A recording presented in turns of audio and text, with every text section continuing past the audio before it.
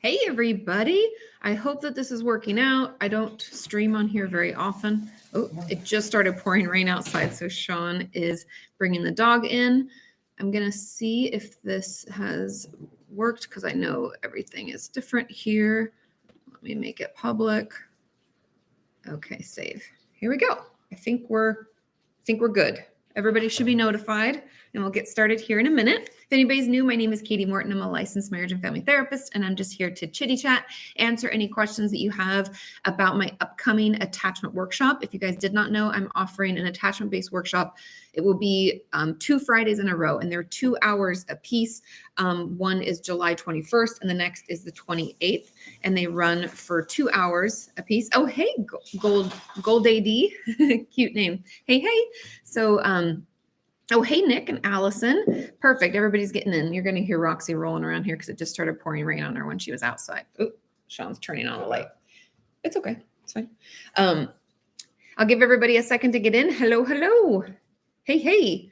Oh, yes, Georgia, good question. Says, can going cold turkey on antidepressants make you feel worse? Yes. An important thing to ask your doctor. Okay, I'm not a psychiatrist. I don't prescribe medication, but I do deal with a lot of people who, you can see Sean in the background. You can, when you're starting a medication, it's important to ask about withdrawal, meaning like if I forget to take one pill, am I going to experience any symptoms? If I cut it cold turkey, am I going to experience any symptoms? We want to ask our physicians before taking any medication what the potential side effects could be. And I know from members of our community in particular that Celexa, I think it's citalopram is the unbranded name. You guys correct me if I'm wrong, but that can cause a lot of withdrawal symptoms. It can be really uncomfortable. Everything from like headaches to, I forget what they call them, but like almost like surges in your brain, feeling like these shocks, to sweats and all sorts of stuff like that. Oh, thanks, Nick. I know this is the kitchen, so sorry I didn't do all my dishes over there, but the lighting was the best until obviously a cloud rolled in and now it's raining. Sean's going to plug a light in to help us out. Oh, yay. Hi, Brad. I'm glad you're able to tune in. So I'll just get through as many questions as I can. If anybody's new, my name's Kati Morton. I'm a licensed marriage and family therapist. I'm going to answer as many questions as I can for about an hour. And if you have any questions about the upcoming attachment workshop that I'm hosting on July 21st and July 28th, just let me know. I'm happy to answer those as well. You can go over to katimorton.com if you want to purchase access to the workshop. It will be live. Oh, that was so much better. Good job. It will be live and you can chat just like we're chatting here. So you can ask questions live. Ooh, sorry if anybody's photos. I didn't know that was going to happen. So sorry, the light just flickered. I hope that didn't upset anybody. But anyway, so we can do it live where we'll chat and you can answer those. I'll answer your questions, or there'll be a recorded version. And so that can also be accessible to you. And even if you accessed it live, you'll be sent the link and can rewatch it at any time. Okay, cool. If you have any questions, just let me know. Oh, Jessica's asking for what time the workshop is EST. Let me double check before I mess it up in my brain. Okay, the 21st and the 28th from 1 to 3 p.m. Eastern. Cool. I was like, I always time zones people. So crazy. Yes, the flashing stopped, Ezekiel. Sorry, it was the light when Sean plugged it in and tried to turn up, it just like flashed. So it should not flash anymore. Sorry about that. I didn't realize it was going to do that. It's just our old light, so it has issues. Yeah, I'm sorry about that. Okay. Good question, Ellis. Ellis asks, which is better for CBT, or is better, CBT or DBT for complex PTSD? To be truthful, I wouldn't go for either. Trauma-focused CBT is technically best if we're dealing with any form of PTSD, any traumas. DBT is good, I guess, for emotion regulation, but I honestly believe if we're dealing with trauma, the first types of treatment modalities that I would recommend is basic talk therapy, EMDR, schema therapy is really great. There's also somatic experiencing can be really powerful. And this isn't to say that other treatments won't work. Everybody's different, but just based on what we know about the different types of treatment, I would say that those would be the ones that I would try first. Okay. Because CBT and DBT, I find in general. And you guys can disagree with me and let me know. But I think that they can sometimes be too directive, too rigid for those of us dealing with trauma. I feel like sometimes we need a little something more, not just soft, but just better able to mold to what we're working on, help us regulate. We need to manage dissociation, which isn't necessarily part of those treatments, if that makes sense. So yeah, that would be my advice. Okay. Arendal asks, what does a therapist think when a patient is crying in therapy? It's normal. I mean, I personally cry in therapy almost every session, like 99% of the time, because therapy's hard. And it's also that like getting into your insides, the icky stuff you don't share with people. It feels really vulnerable, right? So then, of course, we can cry. And I feel like crying is just kind of part of it in a bigger way. Miguel's asking, is constant lightheadedness and brain fog normal for anxiety? It can be part of it. The brain fog makes it could be depression, and brain fog also could be as a result if you've had COVID. I'm not a doctor. I've just heard from people that can be like a long-term effect. Also, I feel like, but the lightheadedness, because shortness of breath and stuff can come along with anxiety. Yes, that's very normal, but I would also talk to your doctor if you're considering medication, and talk to your therapist so we can find ways to mitigate those symptoms, like full body shakes to kind of alleviate that. Breathing techniques, which I know we all hate, but sometimes they work, different things to help, take care of those symptoms. Oh, Katie has a question, says, is it normal for anxiety to get worse when your mom is going through chemotherapy? Of course, the stress of having someone we love go through something that is potentially life-threatening is going to increase has the potential to increase any of our mental health symptoms. That means our depression could get worse, our anxiety could get worse. If we have OCD, we could find our compulsions and obsessions getting more intense. Frankly, because something to always remember, Katie, is that like a lot of our symptomology and the severity of it or how often it's occurring is all relative to our resilience, or what people call the window of tolerance, meaning my ability to weather life storms. Your mom going through this is super stressful, and it's going to wear on your resilience, which will make those symptoms come through more intensely. And that's why sometimes, like, I've had patients who will go from seeing me once a week to twice a week for a short period of time. Their psychiatrist will sometimes increase their medication for 6 months just to get them through a tough period. I personally remember when Sean and I we were planning our wedding. I was studying to take my licensing exam to become a licensed marriage and family therapist. And I was so maxed out, you guys, that I increased my sessions to twice a week for a while because I just couldn't cope at the time. So don't think there's anything wrong with it. We all go through seasons of difficulty. And yeah, it'll get better, Katie. And I'm so sorry you're dealing with that. That's really hard. And losing a parent and having a parent sick, any of that stuff for anybody out there going through it, it's really difficult. Okay, let's see. Okay. Oh, hi, Keely. Oh, gotcha. You're Ezekiel. Gotcha. Okay. Good to know. Thanks for letting me know. It's good to see you. It's been a while. Okay.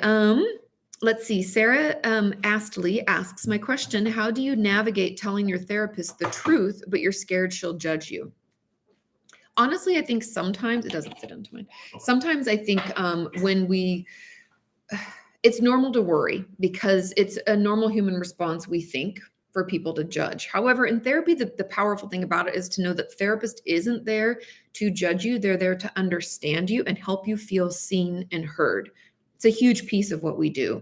And so if we're concerned about this, I know this kind of goes against what we might want to do, but tell your therapist you're worried about it. I think the best thing we can do in therapy is just to talk about the things that we're worried about. We don't have to open up and be like, oh, okay, now I don't worry anymore. That's not what I'm expecting to happen. But sometimes just being honest and saying like, hey, I'm worried. I'm just having a hard time opening up because I'm just so afraid of being judged, because there's probably more to that.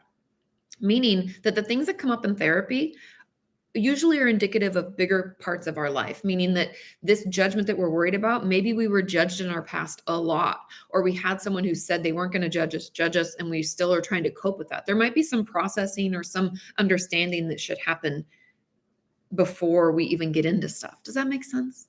I hope so. Okay. Oh, hi, Nikki. Hey. Yes, Jay Bear, I'll save this later. Again, I am the most non-technologically savvy person on the internet.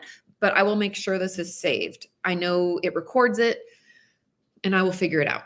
My plan is to save this so you can rewatch it. Okay.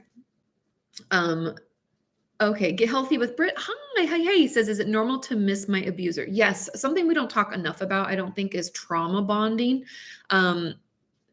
Because it kind of goes against what people think is quote unquote normal, even though it's completely normal. Trauma bonding occurs, okay, when obviously, even through the phrasing, trauma bonding, when we're traumatized. You could also call it Stockholm syndrome. It's kind of similar. Trauma bonding means that when we're abused by someone and they do something harmful, we can feel powerless to stop them and not understand why they would do it. And two kind of things can happen as a result. Number one, we can like fawn. We talk about fight, flight, freeze. Fawning is like the fourth kind of response, which is when we extreme people please as a way to try to stop them from harming us again. So we do all this stuff to try to make sure it's like walking on eggshells, things like that.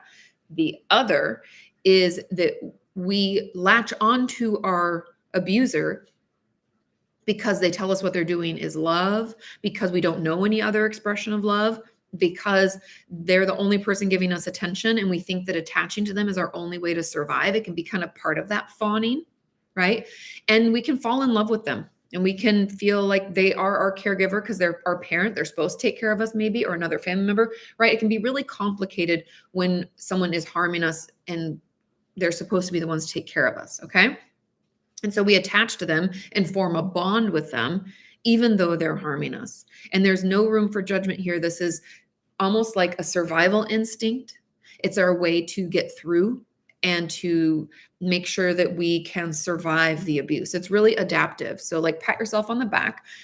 And now the key piece in therapy is going to be to understand why we were bonded to this person, to acknowledge those feelings. There's no need to be ashamed, and to work to kind of untangle that relationship, because it's very harmful. It's very toxic. It's not good for us. And it can cause all these weird feelings, right? Then it almost like intensifies that shame spiral. Because we're like, what's wrong with me? Why would I like that? Because we know it's not logical, but things that we do in ways that we feel aren't always logical. And that's okay. There's nothing wrong with you. It's very normal. So yes, that's a long answer to say, yes, it is normal to miss our abuser. And there's a lot there that we can process through and talk with our therapist about. Does that make sense? Okay. Okay, good question. Little Miss Nobody says, how can I explain cutting to my family without them being afraid? I think a big piece is, and this is if it's true for you, because everybody's experience is different. But when we self-injure, a lot of times people assume that those are suicide attempts, right? And we know that's not always the case. It can be, but in my experience, not usually the case. And so a key piece is going to tell them kind of that that's not the reason behind it. And instead, if you feel okay, explaining a little bit of why. Like for instance, one of my patients years ago would self-injure as a way to kind of take care of the wound, to like mother herself. And so when she would tell people in her life about it, she would say, I do this because I don't really sometimes know how else to care for myself. Now, people might not fully understand. We have to give them time to digest it. But I feel like the one thing I don't want you to do is I don't want you to minimize it or invalidate it or talk trash about yourself for doing it. This is not the place for it. It's more about helping people understand. And then once we help them understand a little bit of the why, like I do this as a way to express my upset. I do this as a way to kind of get a release. I do this as a way, whatever the reason is, and what I need from you, because people in our lives almost always want to know how to help us. That's one of the beautiful things I've learned about being on the internet, is that people reach out and want to know how to help their loved ones who are suffering. So give them the way to help. You can say, what I just need from you is just to check in and not judge me, or whatever you're needing, ask for it, and keep it short and sweet, and know that you may have to give them time to digest it. Okay. Okay. Nikki says, oh, hi, Philip. Hey. It says, how is eating disorder inpatient treatment? Oops, sorry, it is going so fast. How is eating disorder inpatient treatment in a relapse different from the first time, or is it not? I don't really think it's different. So hear me out. Now, well, I guess it is slightly different. Okay. I don't think it's different because we still have similar issues and they're still there to try to support us, help us process through the reason our eating disorder exists, and to prevent us from engaging in those unhealthy behaviors. That's really what inpatient eating disorder treatment is. The way that the only little sliver that I would say is different, and I don't mean to like minimize this at all because that's not what I'm doing, but this little bit that's different is that we have some tools already. Let's use those tools, right? We knew that they worked before. Let's utilize those again. And so that's the main difference. And I want you to lean into that and kind of maybe take some time and journal out some of the tools that worked before. Because the thing about the repeats when we have to go into treatment multiple times, I've had patients go in 5 times, 20 times, 12 times, 1 time. Everybody's different. No judgments for having to go in again. But the key here is, sorry, I get distracted with all of this stuff that is coming up. But the key here is and I lost my train of thought. Fuck. Sorry, guys. But so if we go into treatment multiple times, that's where I was going, is that sometimes we feel like we know how treatment's going to go, and we can have some tips and tricks and ways we're going to try to get away with our eating disorder. And so my encouragement is to fight against that urge and to be honest. Okay. Because I think sometimes our eating disorder gets snarkier and thinks it's smarter. And, oh, we've been here before, we can do this again. And we don't want to have to keep going in treatment, right? Treatment sucks. Nobody wants to be into treatment. So I know sometimes we do. Yeah, right. You do. So fight against that. Use the tools that used to be helpful. And be glad that you have the opportunity to get some more support. Okay. Okay. Let's see. Oh, my question, Ahmed's asking, my question is, does complex PTSD really last lifelong? Is it lifelong? No, but we will. Well, I don't want to say no. I guess that's not really the correct answer. The correct answer would be to say that all of our mental health issues, any mental illness we've had, will not be around forever if we put in the work to understand it and work to better manage / remove the thing, right? If we're using alcohol to cope, if we aren't going to drink anymore, right? If we are using food to cope, we're not using eating disorder behaviors anymore because we have other ways to deal with what happens in our life, healthier ways, emotionally and physically healthier, right? So the symptoms can go away and we can overcome it and we can recover and we can heal. However, I do think it's important, and it's a key piece that I want to share it because it's important to know, is that having those thoughts come back or using the behaviors every once in a blue moon does not mean that we are not healed or that we're not recovered. It just means we have a sensitivity. That's our go-to coping skill when other things feel really chaotic. And I would kind of compare that to like the fact that when I was a kid, I had my tonsils forever. I didn't get them removed till I was like 24. It was terrible. And so because I have my tonsils, I used to get strep throat all the time. And even now, if I start to kind of catch a cold, I feel it first in my throat because that's my weak spot. And that's kind of what I'm talking about here, is that we all have like a weak spot, right? Maybe we tend to have more PTSD symptoms, more anxiety symptoms, more depression symptoms. Maybe it's an eating disorder or self-injury. And so we can work on this and feel better and heal. But when like shit gets really hard, the urge or the thought of that to engage in that behavior, or like our throat's going to get a little sore, right? That's our weakness. So maybe we'll feel a little symptom of depression pop up, or anxiety might creep. That will be our sensitivity, but we'll know what it is. We'll know what to call it, and we'll know how to work on it.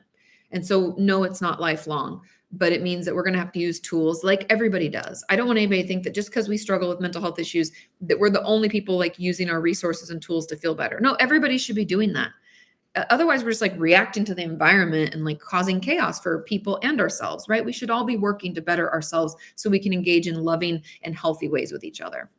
Okay. So, let's see. Oh, hi, Sally. Ooh, it's jumping so fast. Oh, Nikki, I'm glad that you could be here. Sorry, it's so late for you. Okay. Oh, hey, Marco. Hey. Okay. Aaron says, how do I reduce intrusive thoughts around food? I think about binge eating so often and my ADHD meds don't reduce the thoughts. Something interesting that I've been learning, I was reading about intrusive thoughts God, probably like 2 or 3 months ago now, but more research has come out, and it's probably come out in like the last like 3 to 5 years, but COVID years, who knows, right? Feels like, I don't know. Who knows what time it is? But what we're learning about intrusive thoughts now is that instead of what we used to believe is intrusive thoughts, and if anybody's wondering what an intrusive thought is, they're usually violent or sexual in nature in general, and they pop into our head and they're ego dystonic. And what ego dystonic means is that it like goes against who we believe we are. We're like, what? Like, I would never do that. Like, why would I just jump out in front of that car? Why would I think that I could have sex with that person? We're embarrassed by that. It doesn't feel good to us.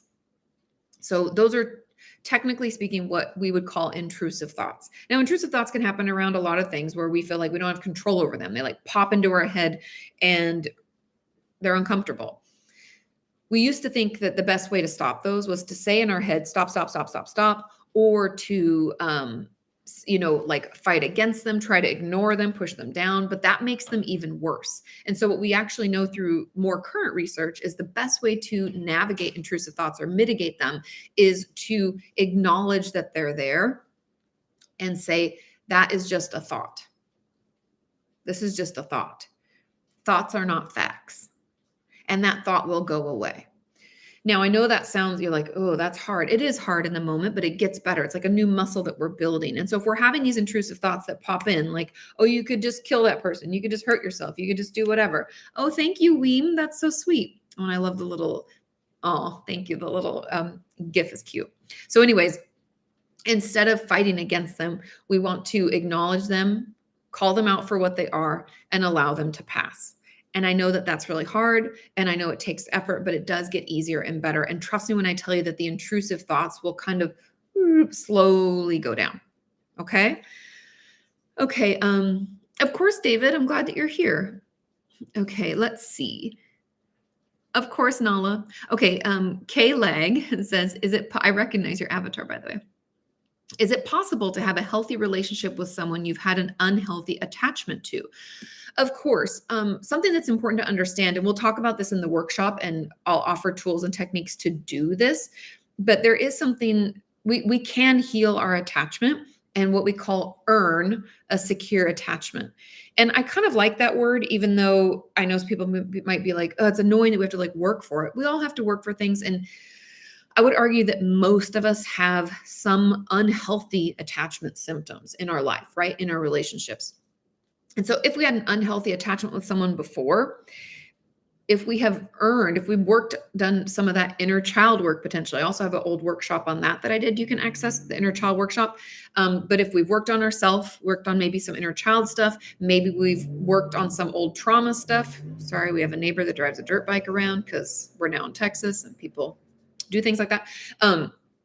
So anyways, if we've done all that work on ourselves, then we can re-engage with that relationship with a new view and new boundaries and new tools on how to interact and navigate relationships. And so we won't fall into those same pitfalls. Or if we find ourselves getting pulled, we're like, hey, that's me wanting to like remove myself because I'm more avoidant. Or maybe I'm finding this push-pull of like, I don't really know how to interact because I'm more disorganized, right? And we'll be able to call it out for what it is and then use our tools to manage. So if we've done that healing, yes, we can re-engage and I believe have a healthy relationship. Don't think all your relationships are doomed because you had an unhealthy attachment before.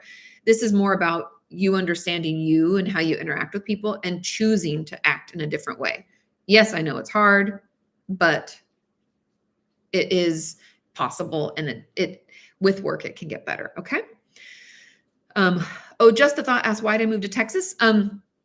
Cost in LA was super intense, as people know. We would never have been able to afford a home, and I wanted to get a doggeroo, and also we had lots of friends out here, and yeah, lots of reasons. Also, the weather was pretty commensurate with what we were used to in LA, so that made it easy. And yeah.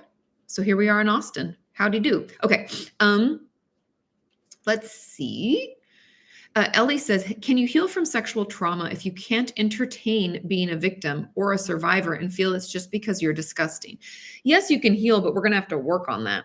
That negative self-talk or that belief that you're disgusting, that shame thought, it's essentially a trauma belief that has come from that. I believe that that's what the core of the work needs to be, is understanding the conversation you have with yourself, challenging it, right? We can use bridge statements. Um, we can figure out where that thought or belief comes from, who maybe told us told us that, why do we think that about ourselves? That's going to be part of it. And even as you process through the trauma itself, that will come along with it. So don't feel like it's one or the other. They're inextricably linked. And so yes, you can recover even if you feel that way, but we are going to challenge that thought, because it's a thought, it's not fact. Okay. Um, Okay, Ash says, bulimia recovery, is it possible with a lifetime of trauma? Yes, 100%. You're essentially using the bulimia as a way to cope with the trauma. And we find as we work on the trauma, first, the eating disorder behaviors are going to go up, right? We open Pandora's box. We're starting to talk about our trauma, can be really overwhelming. So the need for a coping skill is going to go up. That's normal. It's okay. Hang in there. But it will go down as we process through the trauma. The need to utilize those behaviors will come down, but we're also going to need support to help us mitigate just the eating disorder. We're working in tandem, but both pieces are important, because we're going to need a dietitian on our side, helping us better manage our relationship with food. We're going to have to do some of that work on its own, even though they're linked together. Does that make sense? I hope so. And someone asked, Katie asked, do any of my clients watch my channel? Back in the day, yes. I don't know if they still currently do, but a couple of my patients found it on their own over the years. But I also would refer my patients out to certain videos. Sometimes, like I had a patient get newly diagnosed with I want to say borderline. That's not what it was. Bipolar 1 disorder. And he was having a hard time understanding it or seeing if it like fit him. He didn't think that it was like true. And so I referred him to one of my videos and I said, well, just watch this and come back with any questions and we could talk about it. And so I've used it kind of as a resource, but I would say the vast majority of my patients do not watch my channel. Yeah. So, oh, hey, Angie. Hey. Okay. Let's see. Of course, Anna, I'm glad they're helpful. Okay. How do you get past really bad social anxiety? The truth is, and you're going to hate this answer, and I hate having to give it to you, exposure therapy in some form or another. But just know that exposure therapy doesn't mean like flooding. I mean, I guess it can be, but that's not what I'm talking about here. We're not just going to throw ourselves into scary situations. We're going to first work at figuring out ways to calm our nervous system down. Those things that you can do, like a warm bath, or maybe just like getting into your cozy pajamas and sitting down to like binge watch your favorite show. We feel a little sense of relaxation. Even if we're highly anxious, it took off like a 2% or 5%. We feel a little, So when we feel that, note to yourself, let me write that down. That's one of my resources. That's something that I can use to calm my system down. Maybe I do a full body shake. Maybe I splash cold water on my face. There's a lot of different things we can do to help us feel and take that edge off. We want to build up all those coping skills first. Then we come up with our hierarchy, meaning just like different levels of what would cause us to be socially anxious and cause us to feel overwhelmed. And we slowly work our way up. And yes, know that some of those lower things can be like just imagining getting invited to a social situation or someone calling my phone, right? Put those things on there as we build our way up to like the top ones, usually like the 20th thing or the 10th thing. Work your way up. And as you work your way up, as you expose yourself to the thing, you use those resources to calm your system down. And we kind of do this like in and out of the triggering event or the anxiety provoking event. And then we calm ourselves down. Then we expose ourselves again to the same thing, calm ourselves down. We do that until we can expose ourselves to that triggering or anxiety provoking thing and not feel overwhelmed. Okay. Now Daniel asks, how can I handle my guilt after divorce? I'm afraid I've hurt my kids for life. I divorced their narcissistic mom. Well, if that's the case and you divorced their narcissistic mom, you did them a favor and also did yourself a favor. So kudos to you. However, my biggest encouragement when it comes to being a parent going through divorce is, number one, be honest with your children about how difficult it is and how you're feeling. Offer to get them into therapy if you can afford it, or if you have access to it. getting them in to see someone so they can talk it out if they want. They may not want to. We don't need to force children. I hate that they do that. But no, let them know that it's there. And also tell them, I know this is a hard time. I know this is really stressful. I'm here if you want to talk. I understand if you don't, but make yourself available and check in on them. Because I think the one thing that I've heard from kids the most is that their parents just shit talk each other to the kids. Don't do that. Their mom was probably abusive and terrible, but it's still their mom and they don't get to pick who their parents are, right? So we don't need to trash talk her in front of them. So we just need to talk about that this is a difficult transition. We're here if they need us, and we need to check in on that and make sure that they're okay. And pay attention, like pay attention to them. I know you're going through your own thing too. Take care of yourself too, right? We can't pour from an empty pitcher. But by making a good choice to leave a relationship, you're not damaging your children. We just need to ensure that they feel they can talk about what's happening, right? I think too often parents stay together for the kids and in essence just show children what an unhealthy relationship looks like. And I don't think that's good either. So I think the best thing we can do for our children is to be honest, communicate with them, offer support constantly, and show them what healthy relationships are like. It's okay to say like, I couldn't stay in that relationship. It wasn't good for me. I understand if you miss your mom, and I'm happy to keep you in touch and make sure we'll make things happen for you. Let them know you're going to prioritize them and let them know that you can be there to listen. If anybody has anything they want to add to that, let me know. I personally have not been through a divorce. My parents didn't get divorced. My dad passed away. So yeah, if you think I'm missing anything, please share, because everybody has their own experience, but you're not harming them by just doing that. Okay. Okay, let's see here. Nina asked, can the workshop on inner child work still be accessed? Yes. All of my workshops are recorded and accessible after the fact. And even the downloadable worksheets that we created for you, you can still get those as well. So when you sign up, you'll be sent, you'll get an email with the links to the live workshop recordings and the downloadable worksheets. Cool. Okay. Joshua asks, how do you deal with fear associated with impermanence of life? I guess the biggest thing when it comes to, like fear, essentially fear of death or fear of the fact that life doesn't go on forever, right?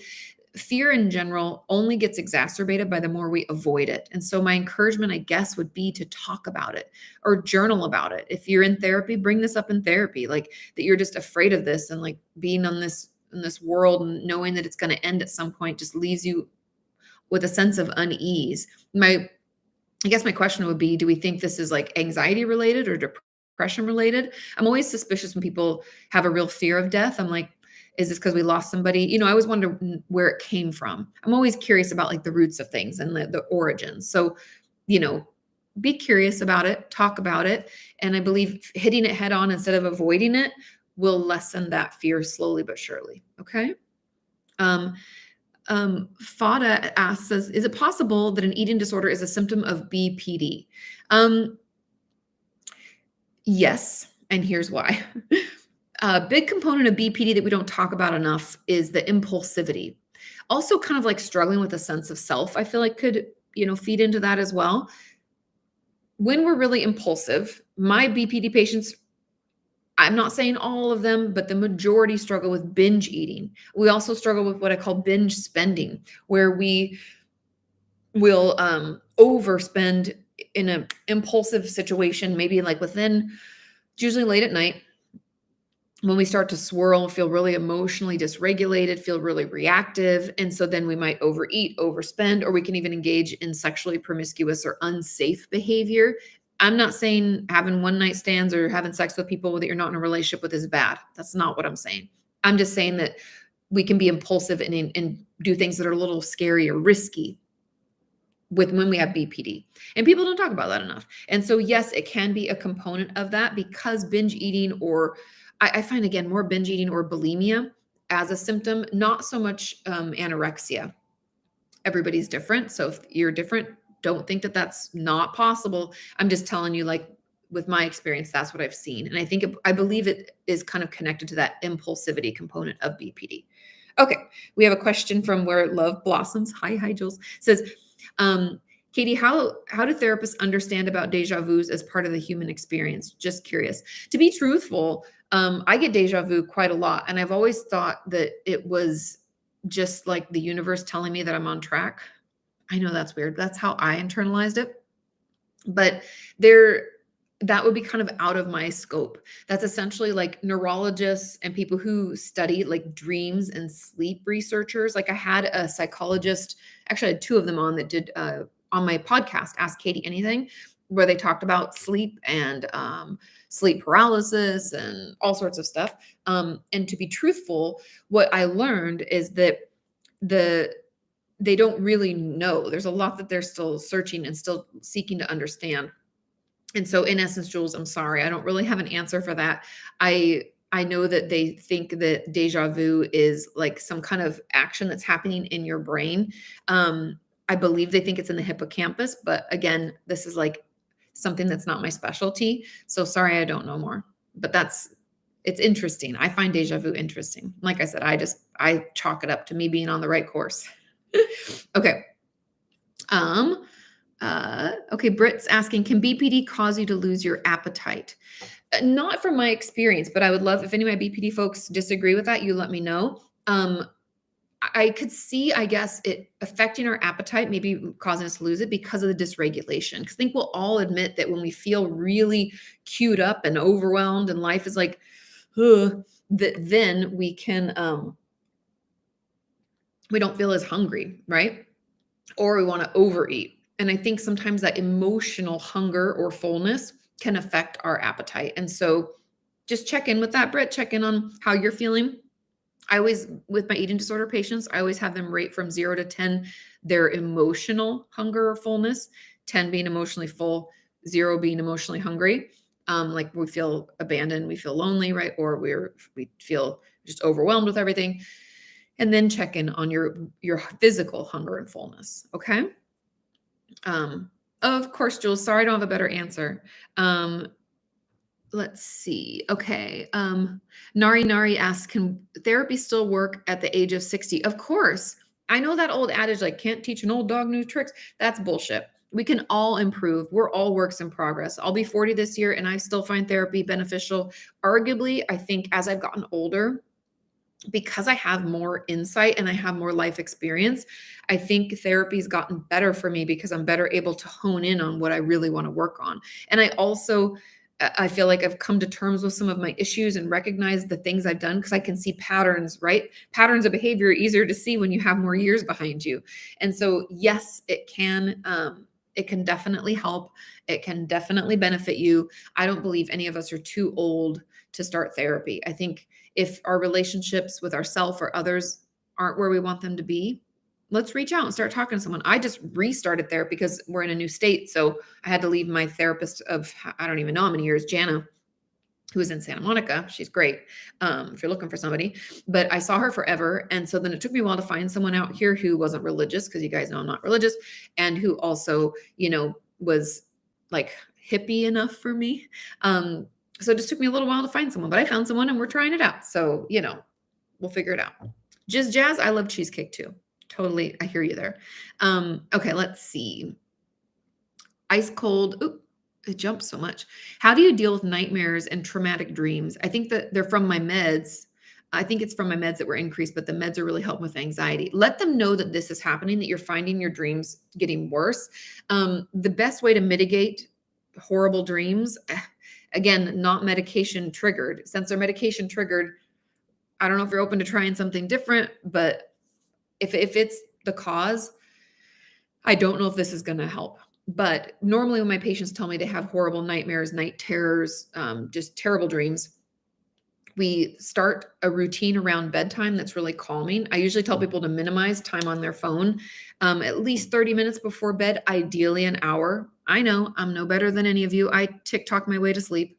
So just because I know better doesn't mean I do better. But I want to tell you that we find it's best to not be on our phones or on our laptops or iPads before bed. We should also try to cool our body temperature down, which I know sounds weird, but like washing your face with cold water can feel really good and start getting your body to release the melatonin that it needs to help you sleep. Also, melatonin supplements are not recommended, by the way. It's a hormone your body should produce, and you shouldn't be giving your body more of it. The sleep specialist I talked to recommended magnesium, L-theanine. There was something else. Anyway, Apigen. Anyway, you can watch those podcasts on Ask Katie Anything. And so I would try to get this routine around bedtime, meaning like at 9 o'clock, I go and wash my face and change into my PJs. And then at 9:30, I do X, whatever it is. Right. And then at 10, I go in, I brush my teeth, I floss my teeth, I take my meds, I go to bed, whatever your timing is. I'm not judging anybody. If you go to bed at midnight, that's fine. But just make sure that you work up,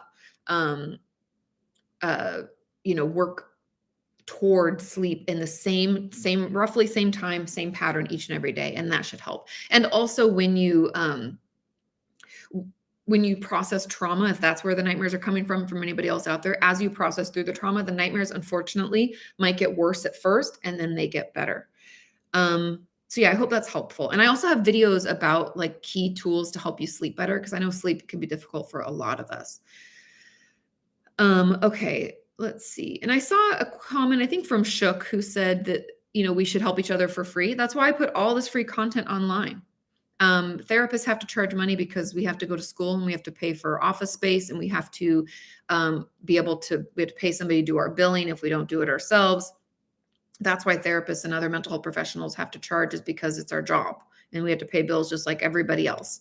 But that's why I put free content out, because I believe mental health content should be accessible to all. Okay. Paulina said, how do you cope with anxiety? Oh, we already talked about that one. Okay. Let's see. Okay. AAM asks, what qualifies as trauma? I'm afraid I'm overreacting to normal life. Let's get into this. Nothing really horrible has ever happened to me, but I still feel scarred and wrecked by things that have happened in my life. Okay. So when we are traumatized, let's start with definitions and how we define these certain terms. So to be traumatized means that what has happened to us is too overwhelming to our system. We cannot process it in the moment. We cannot cope. And our system is completely overwhelmed. Now, that is roughly why we can dissociate, why we can have different symptoms because of the trauma. Now, when we talk about a trauma specifically, okay, so to be traumatized means the situation that we were involved in is overwhelming to our system. We didn't have the tools to cope, right?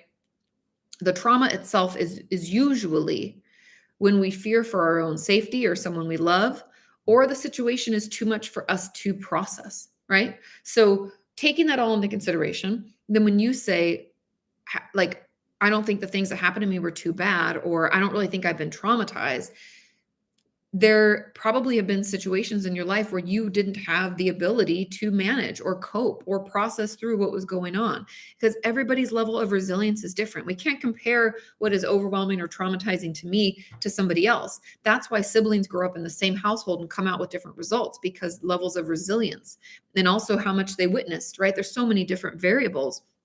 So I just encourage you not to, judge yours based on someone else. Unfortunately, there's enough pain to go around. And if it is overwhelming and traumatizing to you, then it's overwhelming and traumatizing. Okay.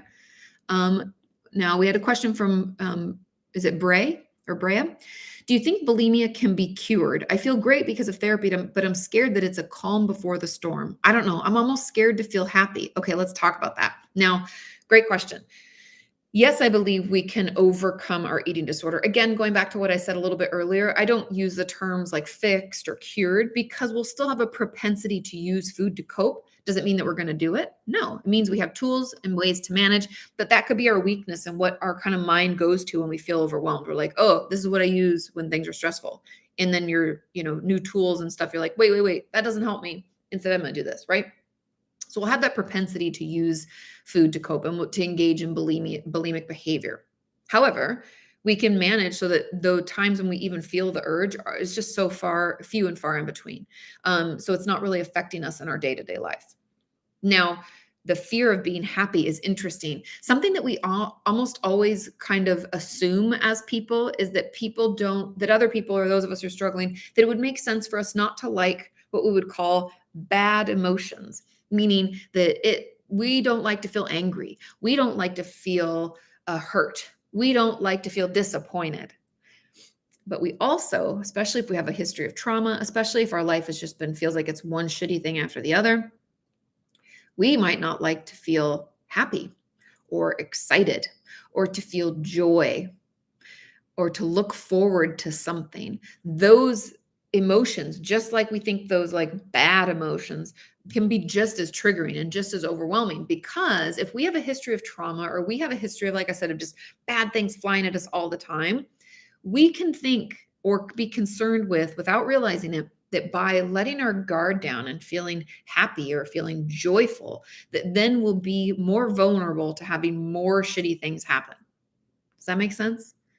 And so we will avoid those things too. And we'll be afraid of being happy because that can also feel so uncomfortable, right? If I feel happy, I never feel happy. I don't even understand that. That doesn't seem, that's not normal. And so feeling happy, feeling good, feeling healed can be like something we've never experienced in life. And so that discomfort can make us not want to have that. Does that make sense? I hope so. Okay, Melissa asks, is it possible to be stuck in denial of a diagnosis? Yes. It can be tough to accept some, like especially a new diagnosis, or if we don't understand it, or if they didn't give us the time to like digest what it is they're telling us and question the symptoms. We should feel free to question a diagnosis, learn more about it and ask questions, see if we feel like it lines up with our experience. Yeah, and we can feel stuck because it might, that piece can be really hard, especially I find with diagnoses that can be extremely stigmatized, things like BPD, schizophrenia, bipolar disorder. A lot of my patients can feel like those are extremely stigmatized. And so people are going to judge them based on it. And it can feel like our whole life has changed, even though arguably nothing has changed. Now we just have a word to put to what we've been experiencing. But that kind of denial component, or that difficulty with the accepting of a new diagnosis, is incredibly normal. I encourage you to ask all questions of the mental health provider who gave you that diagnosis. Make sure that you agree with it. Make sure that you feel like it lines up with what you're experiencing, and educate yourself and see if that is in fact what you believe is going on. Okay. Okay. I'm going to do 2 more questions, you guys, and then I got to eat some lunch, and then I've got to skedoodle. Okay. Okay, so Claire says, I think I have such a crush. I think I have a crush on my therapist. I've told her, and she says it's normal to feel this way. Yes, in situations of deep care and trust. What does she mean, and how do I cope with it? I think I love her. Okay, Claire, good question. I actually have a video about this. It's called erotic transference. Sorry, it's a bad name. But what really happens is if we haven't been shown unconditional positive regard, is like the therapeutic term. It means when we sit down with someone, we don't judge them.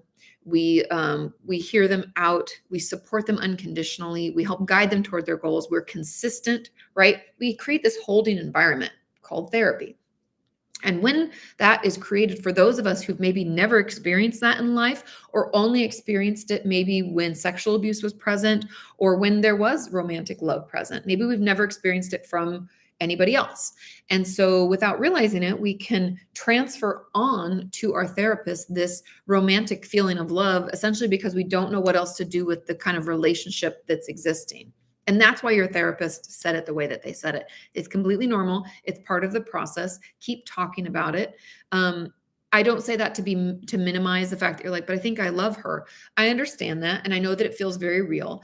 I would just be a little bit curious about your process, and if maybe where you've seen, felt, had love before. Where we think this might be coming from. Okay. Okay. Now we have a couple more questions here really quick.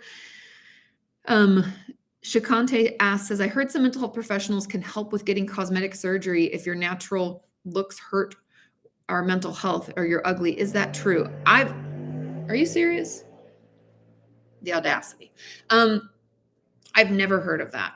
I do know that a lot of plastic surgeons, when they worry that someone has body dysmorphic disorder, meaning that they no matter what they do, they always think that they're ugly or deformed or something's wrong with them, that they will require people to see a therapist, psychologist, counselor prior to offering any other cosmetic surgeries. So I've seen it in that reverse. I've never heard of it that way. I don't believe that's really appropriate. I don't think it's a therapist's job to try to assist with that. It would be more building up the way you talk to yourself and understanding that conversation and turning it into a healthy one. Okay.